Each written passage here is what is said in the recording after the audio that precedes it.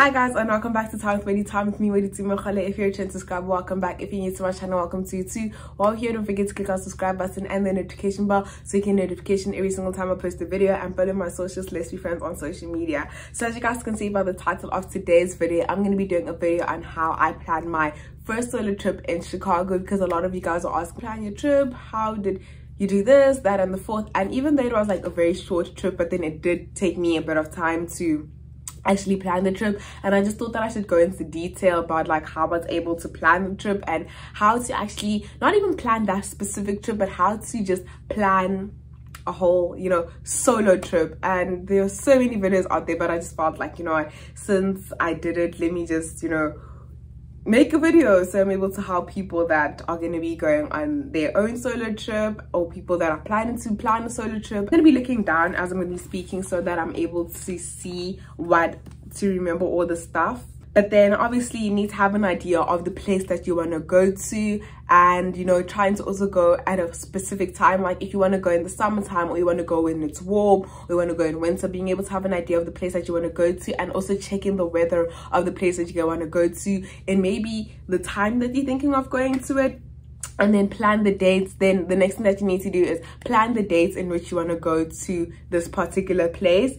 And then once you plan the dates, you'll be able to start planning a budget. Now, in terms of planning a budget, being able to start planning a budget of the flights. In the meantime, as you have your dates ready, start planning a budget for, a price that you're going to be paying for your flight. Start planning a budget for a price that you're going to be paying for accommodation, and planning literally each and every single thing, like to the T. How much you're going to be spending for shopping, if you know that you like shopping. How much you're going to be spending for sightseeing, for your food, for transport. Literally every expense needs to be included in your budget, and in your budget you really need to be strict and strategic, and making sure that you're not spending more than the allocated amount that you have given to yourself. To go sightseeing, also try to look for places that are free of charge, like museums that are free. And also with museums, for example, looking at museums, taking the dates in which museums are open so that you're able to go to them. Because for example, in Chicago, museums don't open on a Tuesday, and I didn't know that museums don't open on Tuesday. So being able to do research on the days in which museums or the places that you want to go to are open, but always try to go to free places so that you're able to save more money.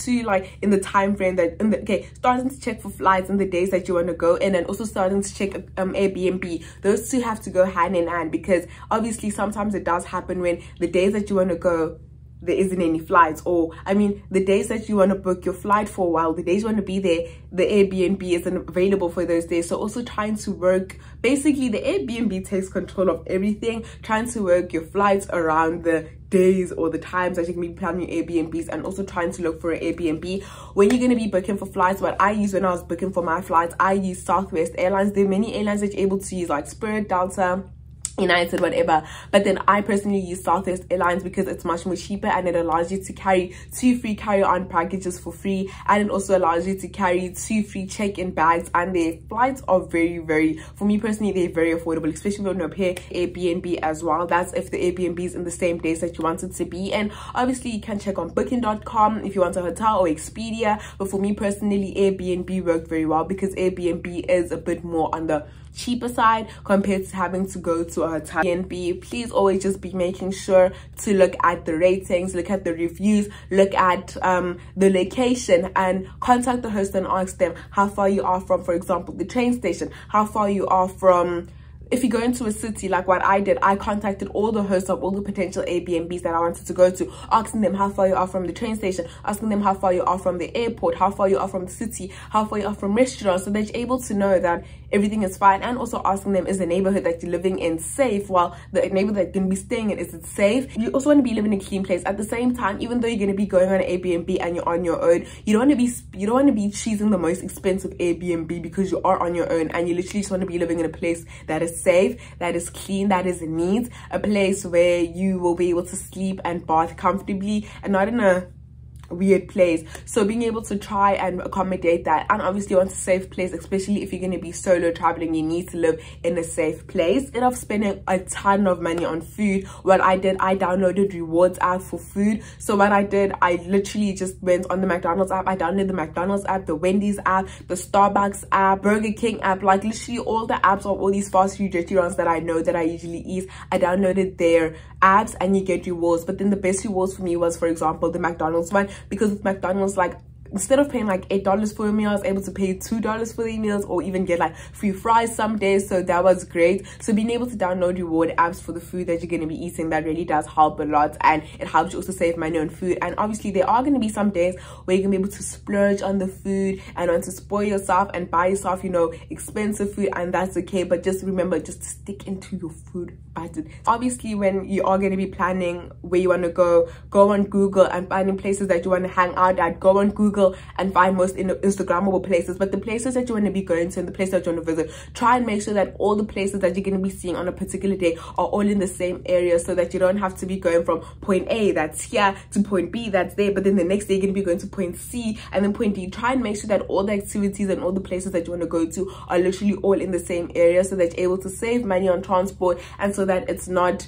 a hassle for you to travel from one place to the next. And also with transport, for example, I use the Venture train, and with that I was able to get, you know, free bus passes. I got a 3-day pass that was about like, it was about like $15. I got like a 3-day pass that was $15, and it was able to accommodate me for all the 3 days that I was there, and making sure that, you know, I was able to get, you know, it was able to cover for my bus's fare, it was able to cover for my train fares, and I didn't have to reload the card. So trying to find bus, or like trying to find a train pass or a bus pass that will be able to accommodate you for the amount of days that you're going to be there, instead of having to reload your card each and every single time you go to the train station, or all the time that you want to go on the bus or the train.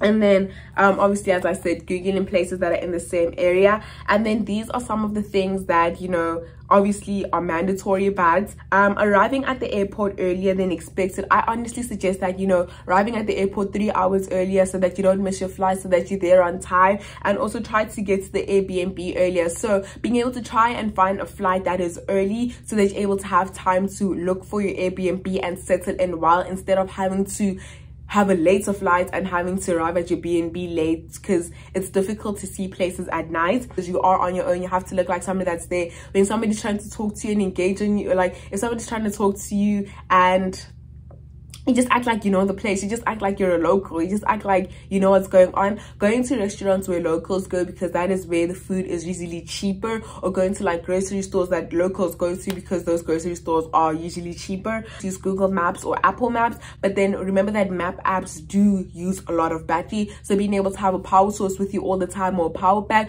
Personally, I prefer that you use Google Maps, because Google Maps work very well for me. If you watched my Chicago vlog part 1, you'll see why I say that. But then being able to use Google Maps, that will be able to help you navigate your way through the city. When you get lost, use Google. Ask people that work in stores, ask people that are securities or police guards. It is difficult to ask like normal people, because you don't know who to trust, and some people could be misleading you, so that you have to be very wary of that. When asking for pictures, ask people that look like tourists, ask security guards, police, people that look good and friendly. Don't be asking random people when you're lost. Always walk with confidence. Always share details. Like for me, for example, like obviously I'm gonna share my details with my host family, obviously with my mom, even though my mom is far, but I still share my trip details with her, so that they're able to know that I'm safe. And always just being able to check in with them each and every single day and telling them that you're fine and that you're safe. That really helps a lot, and it eases and helps them with any stress. Travel after dark, because you don't know what happens after dark, and especially if you don't live in a city, it's difficult to be traveling after dark and you want to be safe. Leave all your important documents and stuff at home, like at the Airbnb, like your passport, like all your documents. Leave those at the Airbnb. Don't be traveling with them, because if anything's to get lost, they could get lost too. when you're traveling during the day, be aware of all the stuff that you have, in terms of if you're going to be going shopping and you have 4 bags with you, make sure that you always constantly have those 4 bags with you. Don't be leaving 1 bag somewhere. Always being aware of all the stuff that you're carrying. And if you're doing shopping, I honestly feel like it's always better to do shopping at the end of the day if you're going to be walking back. But then if you need to do shopping at the beginning of the day because you're not going to be going to that particular area, that's okay too. But then doing shopping at the end of the day so that you don't have a lot to be carrying. Carry your medicine with you. If you know that like you need medicine with you, always carrying your medicine with you. Always being aware of your surroundings if you're walking on your own. I think that, you know, when you're leaving the room, like the hotel room or the Airbnb, that you're not leaving any of your items. These are some of the things that like really helped me when I was, you know, traveling on my own. And always also just traveling light. And for example, I didn't check in my bag because my bag was really small, so there's really no need for me to check in my bag. So if there's anyone was a good airlines, as I said, contacting Airbnb hosts and also just reading reviews, guys. Contacting Airbnb hosts and reading reviews is very important and it's very vital, especially if you're going to be going to a city, so that you're able to know the distance and everything else of the place or the area that you're going to be going into. Before I forget to say, the most important thing is obviously being able to step out of your comfort zone, being able to do things and try things that you would not try in the city or the state that you live in. Being able to have fun, but also being able to do fun stuff that are safe at the same time. But just being able to enjoy yourself, indulge in every moment, take in every moment, create the memories, just soak in and just have a blast and the time of your life. But just being able to utilize and spend your time wisely at the place or the city that you're going to be visiting, but just being able to have a good time too, that really helps so much. And just being able to, you know, soak up and savor each and every single moment and appreciate the world and life for what it is. And one thing that I also found crazy when I was in Chicago is that when you live in a certain area, you don't appreciate the city as much as other people appreciate it. Like when I was asking like people that work at stores, like, hey, how do I get here? They're like, oh, I haven't been here in 3 years. Da, da, da, da. And I was like, oh wow. And then here I am speaking to people here. People are always telling me about Cape Town. I haven't been to Cape Town ever since I was like 9 years old. And people always say, oh my gosh, Cape Town is such a beautiful place. I want to go one day. And I'm like, you don't appreciate a place until you don't live in it anymore. So just being able to soak up each and every single moment and just indulge and, you know, have the time of your life, spoil yourself, treat yourself on the budget that you're on. But just being able to treat yourself and treat yourself right, and just being able to have the time of your life with you alone and just being able to spend time with you. And that sucks is that you can't take your own pictures. If I could, I would have jumped out of my body to take my own pictures. But then yeah guys, just being able to soak up every moment and just have a good time and indulge and staying safe and having fun. You know, these are able to help people, somebody who's planning their own solo trip. As I said, the best thing that you can do for yourself is save up for the trip and set a particular budget of the amounts of money that you want to be spending on the trip. Occur each and every single expense. Make sure that each and every single expense is covered for, and try and make sure that you do not go above or beyond your budget, because you just need to make sure that the amount of money that you have for your budget is strictly to what you need. And yeah, honestly, that this video is able to help somebody if you're planning a trip. And always just go and check on Google for places that you're able to go to. Always compare prices. If you want to go on a boat, for example, compare the prices of all the other boats that you want to go on. If you want to be riding a bike, try and find the cheapest one. For example, for me personally, the Lyft one was very cheap and affordable, and I was able to go a long way with it.